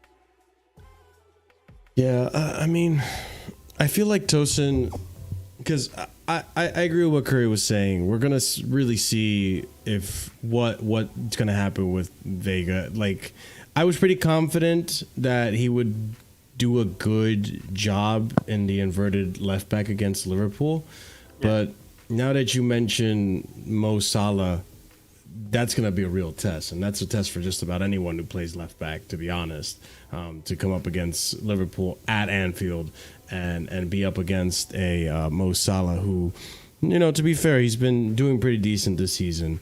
But Tosin, on the other hand, I don't know. I feel like with Tosin, he's a calm head. He doesn't seem to really, what's the word I'm looking for? He's a steady rock in the situations when it gets a little hectic in the back. And against Liverpool, it's going to get hectic. Like there is going to be moments where they're going to be attacking us. They're going to be pressing us, I'm sure, and putting a lot of pressure on us. And having a cool head like Tosin, I think, is going to be helpful, because if that's Fofana, I think Liverpool forces Fofana to make a mistake. And he's already been making mistakes with teams that are not as good as Liverpool. Not only that, though, another thing to mention about Tosin that I would prefer, it's almost like I think I'd rather have it's almost a good thing that Fofana got suspended, because I think in that Liverpool game, Tosin's ability to cut through the middle is going to be really useful against a transitional play or a good moment or a good run from a Jackson or a Sancho or Palmer when we're up against Liverpool. Do you guys see what I'm talking about, or does that make sense? Everyone speak at once. No, it depends really, because we're gonna have to concentrate so much better, because we do give up 100%. Even for other games, we do give up chances, and we haven't been punished, and we'll probably get punished more away at Anfield than any other game so far. So concentration has to be there. That's something Tosin, I think, can provide for sure over Fofana. Yeah. I mean, I really don't know what's going to happen. It's going to be, I don't know how Maresca's going to set up, but I don't believe he will try and set up as normal as he's done in other games. This will be the first game where you might see Maresca be slightly restrained or cautious.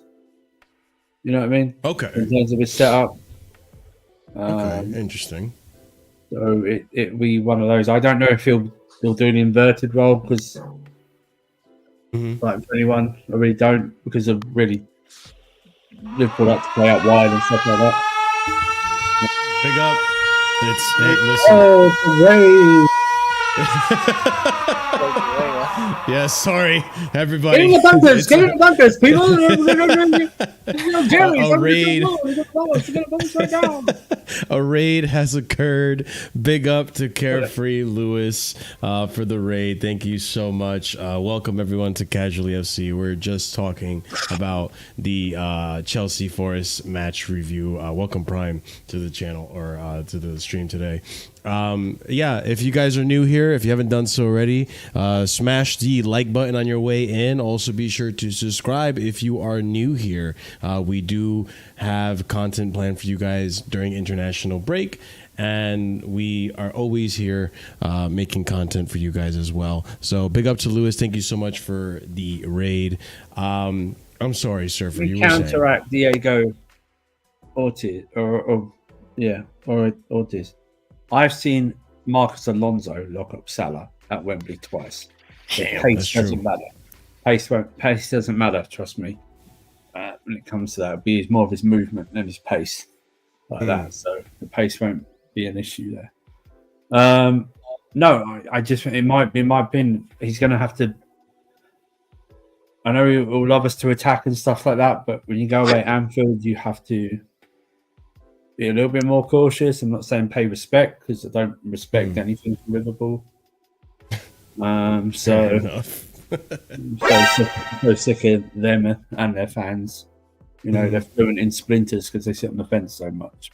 But, I think he'll be a bit more cautious in that. Whether I don't know if Lavia starts or anything like that. I'd love him to, but I don't know if he'll put him in against Anfield. But it's going to be interesting to see. I don't know how he's going to line up. Obviously, the 2 suspensions will help. Probably Vega will come in if he's fit. Or he's fit. Probably Tosin will come in. Stuff like that. I don't know. It's going to be interesting to see how he sets up. Like I said, I don't think he'll go in Kuko. I think he'll go Jackson and stuff like that. I think he'll still go Madueke to try and counter and stuff like that. But yeah, it's. I don't think he thought about playing Tosin before the suspensions. No, probably not. No. Probably not. He probably wanted to stick with Wesley Fofana. I think that's it's interesting that you say that he's going to change his tactic, because I don't think this season. I don't think he'll change the tactics. I don't know if he'll just stay the approach where he'll just maybe be a bit more cautious and break more than actually take the game to them. Yeah, because we haven't seen Enzo do that this season, but against a Liverpool, I think that this is a formidable Liverpool. And plus, on top of that, it's at Anfield. I agree. Obviously, you don't need to respect them, but at the same time, we do need to be defensively focused, like you were saying. And one thing that I think is kind of a blessing in disguise, obviously not for us, match watching fans, is that we do have the international break before we go into that game. And I say it's kind of a blessing in disguise because I feel like this is going to be a good time for Maresca to kind of really establish what kind of tactics he's going to go into that game with, and how he's going to approach it. And it's going to give him some time to, figure out what his best starting lineup for that match is going to be, and how he's going to set up the players. Prime, do you agree that the international break is going to be good for Maresca to figure this out, or do you think you would much rather just go straight into that Liverpool game with how we are? No, I think it's a good thing we're having the international break now. I think this result is a bit of a good thing in a way, because it, I guess, brings us back down to reality a little bit of what the situation actually is at Chelsea. Over the last week or two, Chelsea fans, rivals, media, for various reasons, were trying to put us into this title race when we're nowhere near it. In reality, we're not as good as City. We're not as good as Arsenal, or even maybe possibly Liverpool, because I think they are in a title race as of now. So, And also with these suspensions that we have for these next few games, it gives Maresca time to really tinker and fiddle for what's going on and find a way. But I don't have a problem. I'm not angry about this game because I think we had enough chances to win, and on a different day, you know, that Palmer chance goes in, and that header from Okuku goes in, and we end the game 3-1, and no one's complaining. So, you know, to stick to the Liverpool game that's coming up, do you think that the suspension... Do you think that Renato Vega, who is likely to fill in for Cucurella and Tosin, do you think that's going to be enough to get us a result, a result at Liverpool? What's that behind you? It's, some call it a sphinx. Others call it. It's cool. It's a pussy cat. That's behind me. Huh? Yeah. Well, A pussy cat. Okay. Is behind me right now. It's okay. Well, it's definitely the second thing. Anyways, back to the Liverpool question. I think Vega will be fine against Liverpool. You've offended it now. It's moving. Okay. You think Vega's going to be fine against Mo Salah? Yeah, because I don't think it's that difficult to man mark Mo Salah out of the game. I've seen Marcos Alonso do it. Yeah. I've seen Fat Boy Shaw do it. I don't think it's a problem. Vega will be fine. So as long as you get in front of Salah, you can stop him quite easily. Tosin will also be fine as well against Nunez or Jota. I'm curious how we set up to invert in midfield.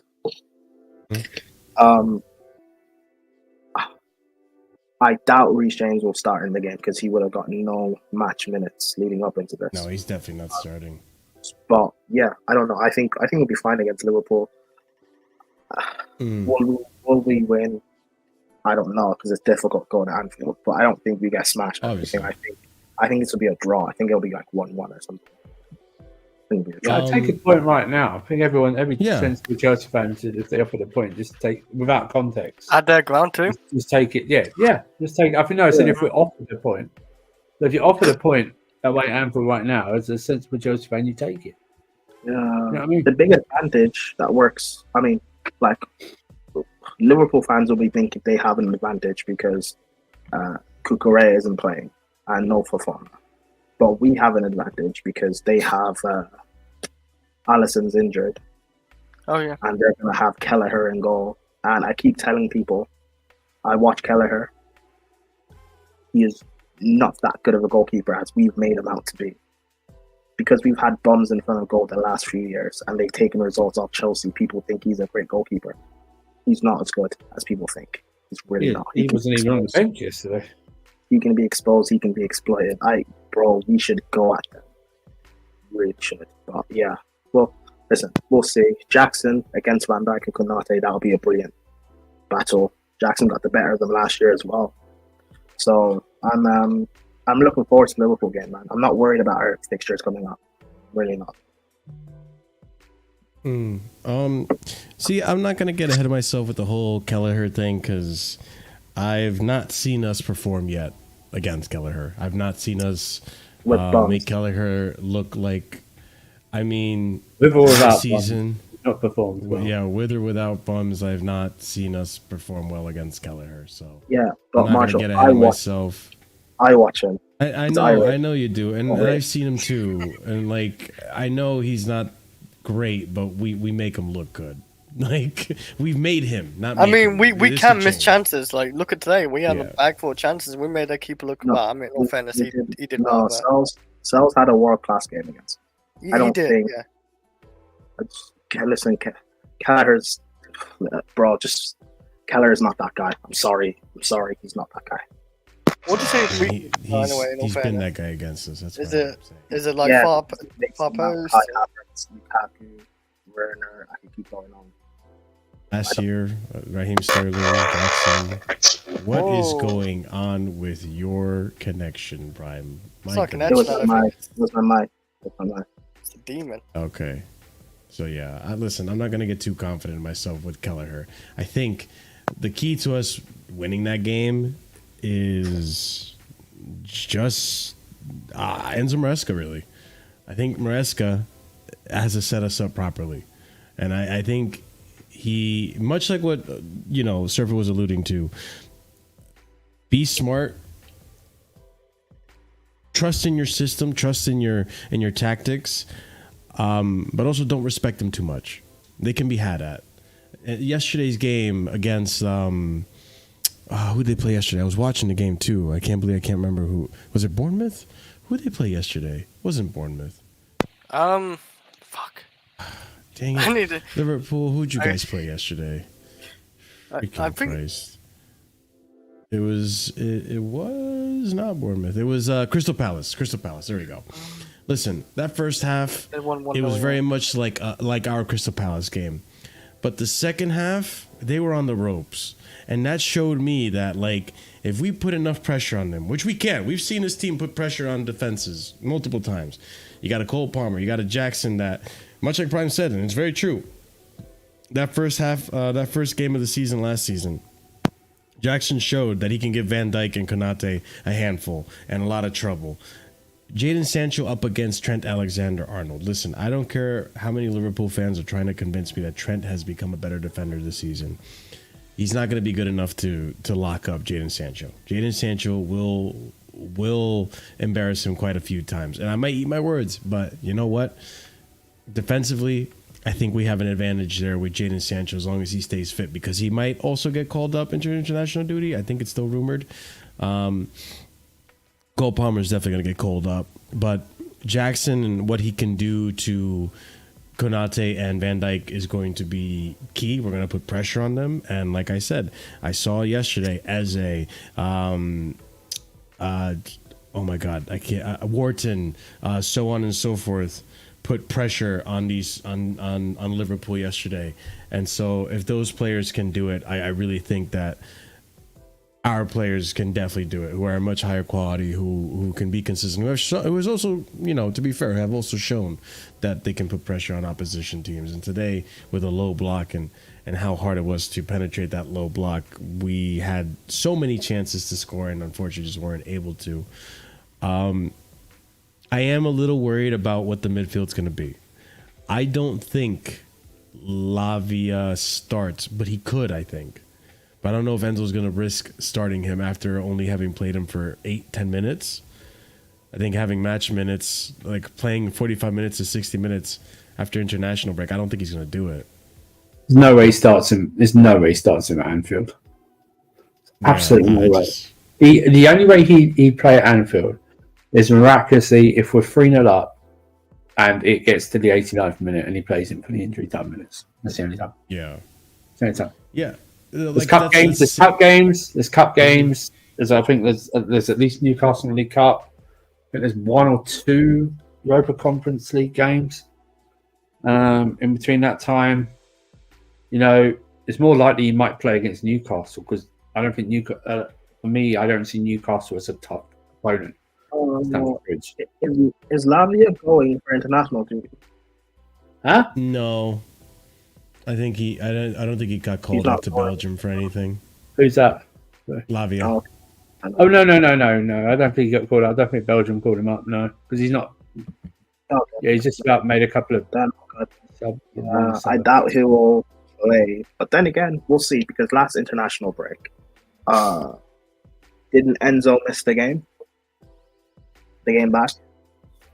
I don't. Enzo Fernandez did miss a game back against Bournemouth.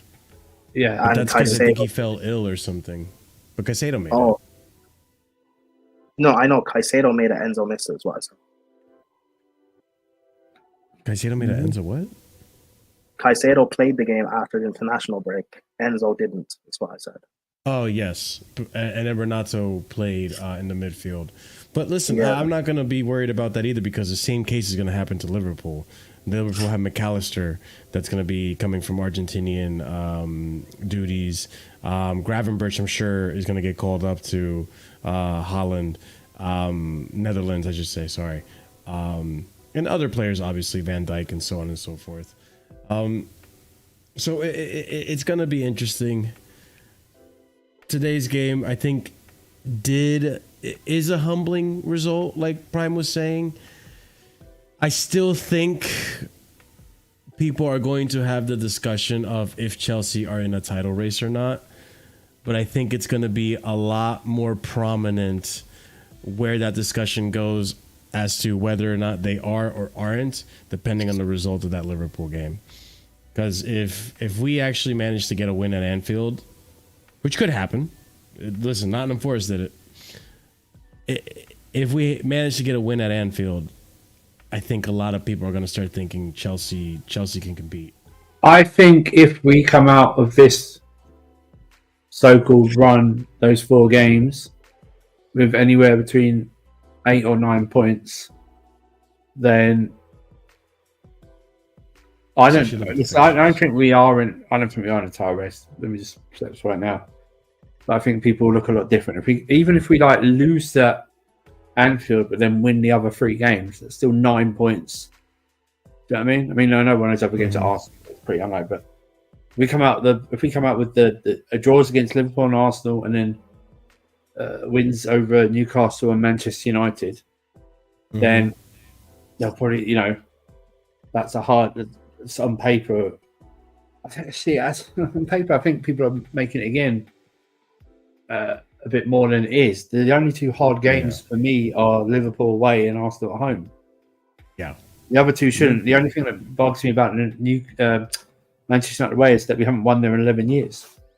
Do you know what I mean? That's the only thing where you go, yeah. And records obviously matter and stuff like that. But the other. That and Newcastle at home shouldn't be perceived as a hard game. Yeah, not this Newcastle team. No, just generally Newcastle at home shouldn't be a hard game. Yeah, that's fair. Mr. Gaslighter's in the chat now.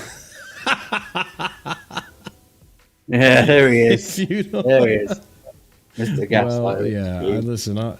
He's gonna have a fun time tomorrow, trying to convince us on American Waffle that he didn't struggle at all against Fulham. We'll see. Yeah, that's fine, Vader. That's fine. Listen, it looks worse than it is. Not being able to get the victory against 10-man Arsenal. Big up Sullivan for the super chat. What is it, 20 Egyptian pounds, I think. Vader, it to the cell. Listen, I'll talk to Staffy. Let's see if we can redeem this super chat over on Staffy TV for Vader cell time. But yeah, guys, like Surfer was saying here, run up the likes. It does help out the show tremendously. People here, man. We're only on 28 likes. Let's try to get at least 50 likes, people. 50 likes. Screw that. I need like 80 to 85 likes. Bring up those likes, people. Come on. Let's aim high. The algorithm. Yeah. Come on, you obviously like what you're hearing and watching. Come on, like the video. Pay the rent. You freeloaders. Come on. Exactly. It helps out tremendously. But yeah, Vader, big up Vader. Vader, you do have the link if you do want to come on. But like I was saying here, This is a tough run. It's going to test us. I am curious to see what this Chelsea team can do against a Liverpool who is in the discussion for a title race, against an Arsenal who is also in the discussion for a title race. Listen, and it's Stamford Bridge. It's Arsenal against Chelsea at Stamford Bridge.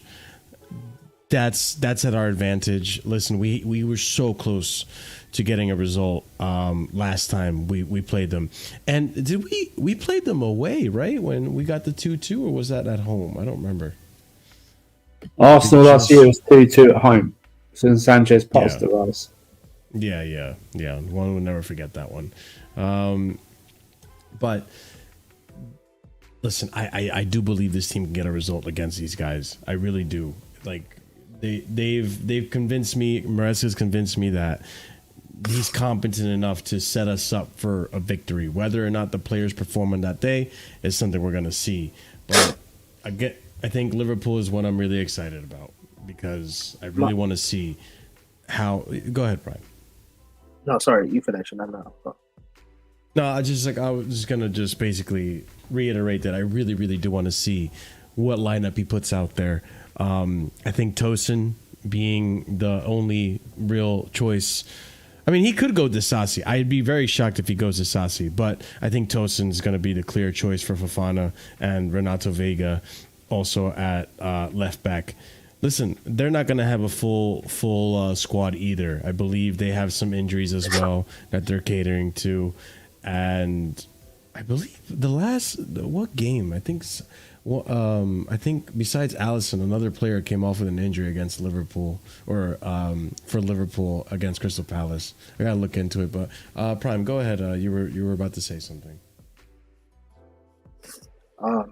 Yeah, I'm not like, for me, the biggest, I'm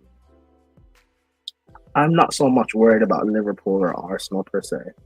Like, for me, the biggest worry is the Man United game. And the reason I say this is the narrative over the past few years has been, oh, this is the worst Man United side that we've seen. Chelsea should easily beat them. And then we end up not taking the game seriously and struggling, and then they end up taking points off us. I'm sick of it. Like, treat them like seriously this time. Don't treat them like a joke, because I don't want to go into another game against United where they nick a result off us. Whether or not it's like Ten Hag or there or not, I'd rather he stays, because I think the game will be easier from that standpoint than if they were on a manager bounce. But regardless, we should be beating Man United. You know, like, if we draw against Arsenal or Liverpool, or we lose against one of them, I won't necessarily be that annoyed. But if we lose if we don't beat Man United and we don't beat them comfortably, that will annoy me, because this is meant to be one of the worst teams in the league and we can't beat them. That's going to be the annoying thing for me. So yeah, this run, you have two favourable sides, quote unquote, that we should be beating. Newcastle, we should be beating.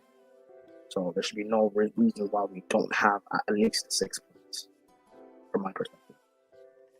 Yeah, Newcastle haven't been very convincing this season, in my opinion. If I take a look over at let me look at the Premier League table. I was talking with Strasbourg Steve. He says they've been just as bad as Man United. They've been very poor this season. So that should be 6 points right there from Chelsea. Yeah, they're sitting in 7th, only 2 points away from us, but the last 3 fixtures is a loss and 2 draws. Let's see, it's a loss to Fulham, draw to City, and they just beat Wolves. So I read the table wrong. Sorry. Yeah, another disappointing result against Everton yesterday, I should say. Oh no, so I did read the table right. So yeah, Everton draw, Man City was a draw, and Fulham was a loss. So they're not going into the most scintillating form going into our game. I think that could be a victory, a convincing one, I would hope, because our attack has been looking good. And United, I agree with everything that Prime is saying towards United. Listen, Spurs went there and scored 3. Liverpool went there and scored 3. I don't see why Chelsea can't go there and score 3. And keep a clean sheet while they're at it. I don't care even if Ten Hag leaves. It shouldn't matter. I don't rate this Man United team at all. Not at all. I just don't. I just don't rate them at all. Still beat them. That's what I'm saying. I demand a victory. I demanded it last year, and that's when I turned on Poch when we lost, because United have been shit, but they could have been like 5-0 up in 15 minutes, and then we lost them. And the next game, Bournemouth dunked on them in the same stadium, scoring 3 times. Are you guys better than Villa? The only interesting thing about Villa, right now, they're picking up a lot of they picked up a lot of injuries, little niggles. And we saw today that United played a day later than them away, and he didn't really do anything against United. There was a few saves Onana had, but I mean, I think, listen, we should have beaten Villa at Villa Park last season. We were 2-0 down. Yeah. I think we have a better squad than Villa. Villa have a better manager. Yeah, that's fair. That's fine. I find that. Yeah, I think Watkins is better. I think Watkins is better than Jackson. Just.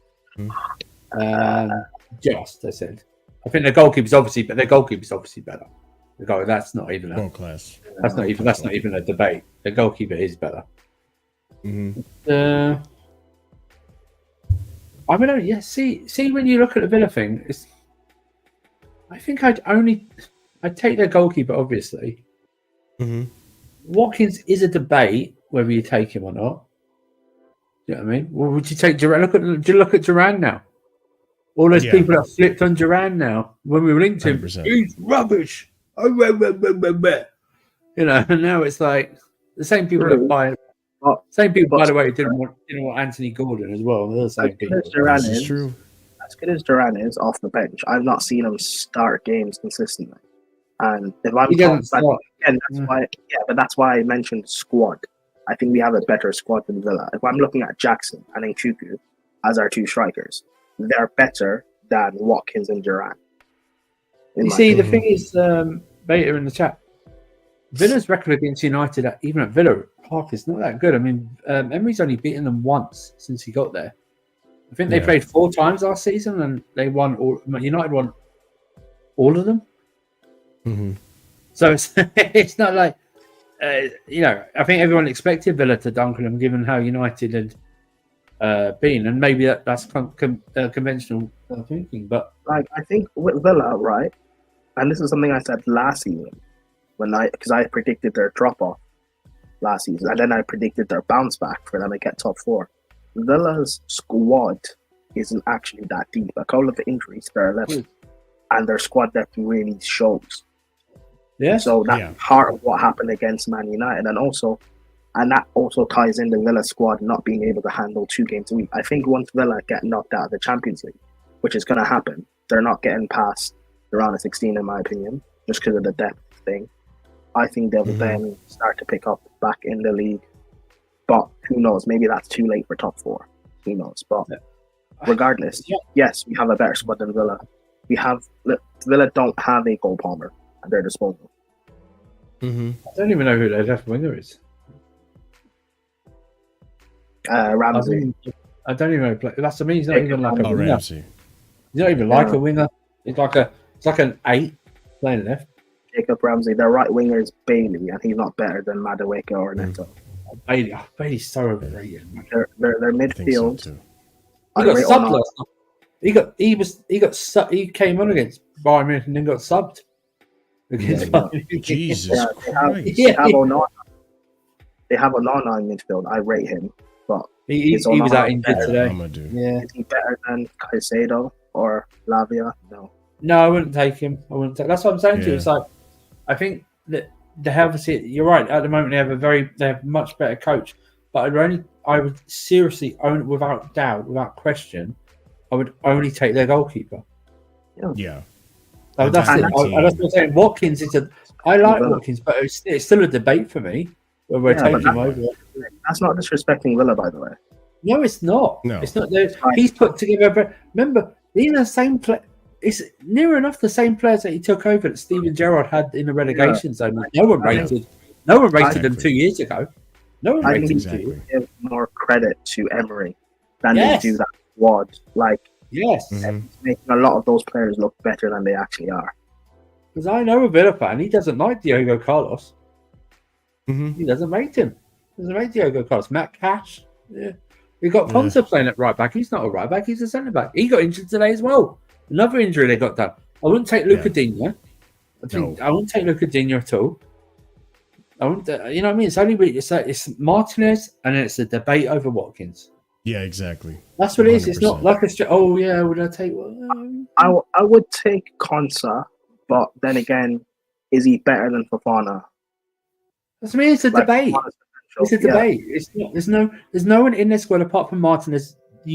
You would go, definitely. Martinez, definite. No doubt about it. No question about it. Martinez, yes. No doubt about it. Can I just say this, right? Just because a squad is better than just because squad A is better than squad B doesn't necessarily mean that they're better than B. Like in today's game of football, managers make so much of the difference now. And Coaching, 100% coaching. So Coaching that's why Villa are better than us, mainly because of their coach. Vader, Yes, look, this is why we're performing so much better this time around than we did last season. That it. And we're beating the teams Coaching matters. that we weren't able to beat last season. And it was well, we hope it's a blip against Forest, but it's a learning blip.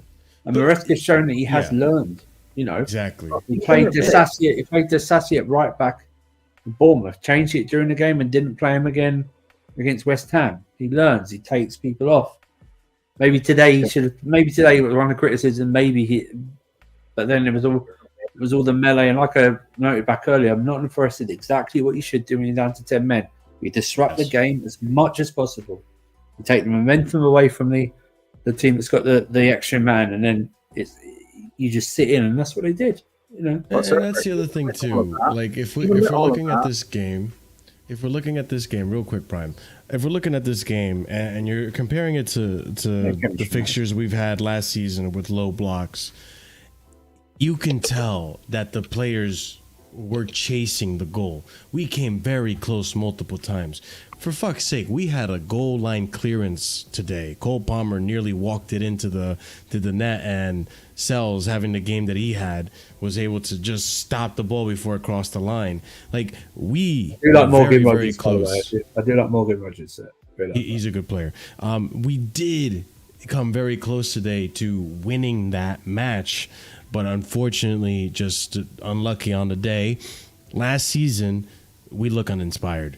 We look like we have no idea how we're going to penetrate the box. We're passing it back around, shoehorning it, crossing it in from time to time, goes to no one, making the bad decisions as well, and not passing when we should be, so on and so forth. This season, night and day difference with Maresca. So yeah, it is a blip. It is a blip because on a different day where the wind is blowing in a different direction, maybe that's the difference between us scoring today and us getting a draw against Forest. What were you gonna say, Prime? I'm sorry. But ultimately, all this discussion and complaining, or not complaining, but whatever, or crying people want to do about this game. If it wasn't for, I'd say, 2 back-to-back world-class saves by Sells, Palmer scores, and it wasn't anything Nkuku could have directed the ball in a different direction. He scored and we win the game 3-1. That's what I was saying last week about that Jackson chance, that sometimes just give credit to the opposition for doing their job. It was a brilliant it was a world-class block last week from his name, Webster. This week it was just a world-class save by Sells. But ultimately, on a different day, we win this game. And I think Maresca, yes, he should learn to make the subs earlier because he's been doing that previously. He didn't do that today for whatever reason. The next time we face a low block like this, or better than this, is Arsenal. And I'm assuming Man United, if Ted Hogg is still there, will set up in the same similar low block way. If it's not working, after 60 minutes, make the sub quickly and get the momentum back in our favor. And that's the thing about Maresca that I like too, is the versatility to change it up on the spot, like he did against Brighton. He admitted after the match in the presser that he had planned differently for Brighton, but when he saw that they had a different strategy and came at them with the high line, he switched it up. You started seeing more of the balls and behind the defenders and so on and so forth. You're not going to beat Palmer on pace. You're not going to beat Jackson on pace. You're not going to beat Sancho on pace. He knew he had the pace on his side. So that's one thing that destroyed me with that Poch game last year. That this season, when we get to Old Trafford, I think we're going to get the result, and we're going to show that we are not the same anymore. And like I said, I really do think that against Liverpool, we could nick a result. If we come out of there with a draw, I'm okay with that. A loss, it'll be very disappointing. I have to see the context. But I want to win. I want a win. I think it's easy to say that anyone who is anyone wants a win. And I think if you're watching the team closely, you can see how we could potentially get a win. It definitely feels like that. Like, I'm confident in this team. Same thing for Arsenal. Arsenal, we came very close with a lot less. So, I mean, final thoughts, ladies and gents? Go ahead, Brian. Oh, before we end the show, let me talk on that bum Levi Colville. Huh? I can't say anything about him today, bro. He had a brilliant game. He threw me off there. Huh? Yeah, he did have How did I throw you off? What did I say? Because you started off with, let's talk about that bum, Levi Colwell. Oh, yeah, I meant what I said. Anyways, yeah, Colwell, I think he had a brilliant game today. I tweeted it out at halftime. Like, he was our best player in the first half. He made like 2 big blocks near the end of the first half. His line breaking passes as well, bro. Listen, I still have question marks and stuff, but like I said, I'm gonna let the defense cook for a little bit and see what happens. And he's looking well. He's looking well. He's looking good. So. Yeah. I can be fair and objective. You know, his big test though will be, Liverpool and the big games we have coming up will be the big test for him and a lot of the players in this team. But as of right now, Colwell's looking very, very good, and I understand why. I understand now why people like him. I think the hype is too much, but I understand why people like him. Yeah, and that's the thing too. Listen, we'll talk about other players in a future show, but I think one thing that I genuinely just really appreciate from this manager is that we're seeing him get the best out of a lot of players, and Levi Colwell is one of those players.